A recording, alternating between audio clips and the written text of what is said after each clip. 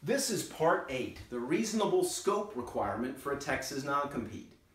The Texas non-compete statute says that a non-compete must be reasonable in the scope of activity to be restrained.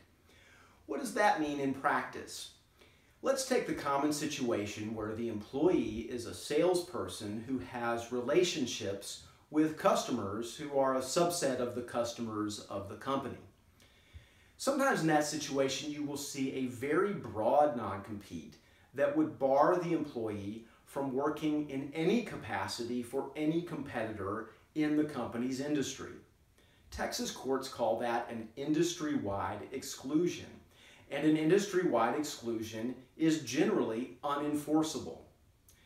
On the other end of the spectrum, you will sometimes see a more narrowly tailored non-compete that says the employee cannot leave and continue to do business with customers the employee had a relationship with at the company. That's where I get something I call Wolfe's first law of Texas non-compete litigation, which is you can't take your customers with you. That type of more narrowly tailored clause is likely to be considered reasonable.